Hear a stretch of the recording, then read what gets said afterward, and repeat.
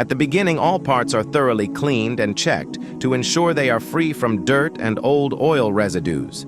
Then, the gear and the splined shaft are lubricated with grease specifically designed for the steering system. After that, the steering shaft, pinion, is reinserted into its designated position, making sure it is perfectly aligned and the rack is installed inside the housing without any force or misalignment. Once the internal components are installed, the new seals and rings are securely fitted to prevent any leaks. The housing cover is then closed and tightened with the appropriate bolts using balanced torque. Afterward, the steering rack is reinstalled in its position under the vehicle and properly connected to the steering arms.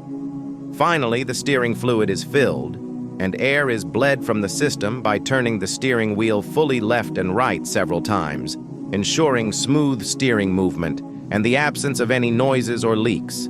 Tell me in the comments which topic you would like us to talk about. Don't forget to like the video and subscribe to the channel so we can continue providing this content. Goodbye.